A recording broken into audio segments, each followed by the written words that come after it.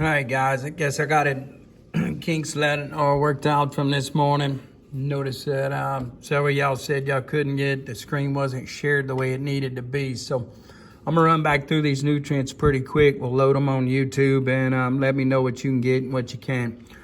Lipids, highly concentrated form of energy. And if we went all the way back, I think at that time we turned around and talked and said that carbohydrates on there, we're going to have a net return of 4 calories per gram. And then we said on that thing too that proteins were going to end up with the same net. So that was our physiological fuel values that Atwater talked to us about a little earlier. Or that we had for Atwater back in the history section a little earlier. Lipids, on the other hand, were going to give us a net term or net of 9 calories per gram. So if we turn around and take our equation, 4 times 2.25 is going to equal 9 calories. So fat on there is certainly the energy, the storage form of energy in the body. Now, functions, provides essential fatty acids down here. And the thing for essential fatty acids is going to be, and we'll get into it later, but a lot of your long chain fatty acids. And so if we get up in, boom, trying to figure out how to work these tools in this deal. But if we get down into it, guys, let me kick that out, close. And our long chain fatty acids. So, you know, short chain ones we can sit here and synthesize pretty easy. We can't get those long ones. And probably for you and Ed, if we're going to sit and put one, I'm going to come back around and call it our, I know y'all have heard of omega-3 fatty acids and omega-6s. And so those are the ones on it. Your arachidonics, your long chain fatty acids, a lot of your ones that we're going to get from our fish oil supplements as well. So another one in there too that we're going to sit and look at is going to be our fat-soluble vitamin absorption. And so I remember in the times I've taken ones of fat-soluble vitamins such as vitamin E. That's an antioxidant. It's good for your cells. It's good for your skin. It's good for your hair. The thing is, when we take a straight-up vitamin E tablet, but without consuming any fat, then we're not going to get the full absorption. And so it's going to go right out the back. And if we consume that supplemental vitamin E with a meal that has some fat in it, then we're going to improve the absorption of vitamin E into the system and into the body where it can go and be utilized. So some other ones too, you know, we come back in with organs down here.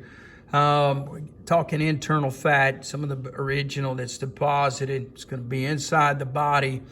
And so we're going to look at support internally. Some of that same fat, external fat we look at when we talk about livestock animals would be used for insulation. Another one too, we start talking heat production down here. Primary heat production is going to be brown fat. And that's the one that's stored in hibernating animals.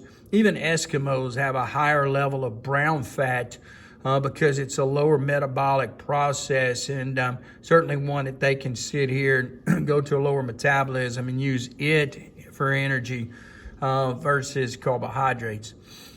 So, other thing with lipids, only synthesized 2 ways. And one's in an adipose cell, adipocyte, as we would call it. And that cell is strictly going to shrink. And so, you know, we've got it up there big, and if we eat a lot, it's going to swell. We hit our 65% basal metabolic rate for 20 minutes, and we're actually it's going to shrink that cell, okay? And so we continue to do, and that's where we're able to burn fat calories or burn fat if we maintain that at a cardio level.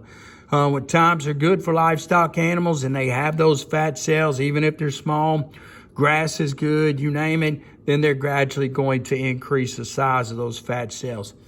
The other one too is the mammary gland. So all milk's going to have fat in it.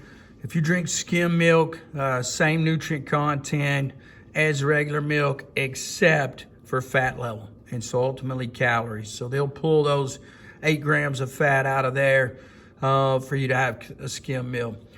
Non-ruminants such as us, we're going to utilize glucose, and we're going to go right back, guys, to our same chart that we've done.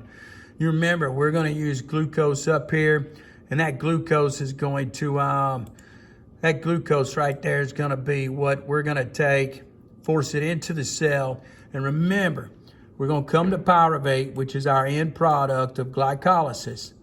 And then once we're at pyruvate, we're going to go to acetyl-CoA. Once the body has all the energy they need, because you remember, we came around here and shot out to our ATP on the side. Once we have all the energy we need, we're done with. And that's going to force us into our old pathway here for fatty acids. So I ate that ice cream at night. I want a little something sweet. A lot of times I've got all the energy and stuff I need. I just want a little something sweet. Guess what? It's going to increase my blood glucose. Going to force it into the cell. That's going to be where we end up packing the pounds on. So fats on it, guys. We had heat production with it. Come right back around. You got your synthesis of fatty acids for us. And ruminants, we'll talk more about volatile fatty acids once we get to that part later in the semester.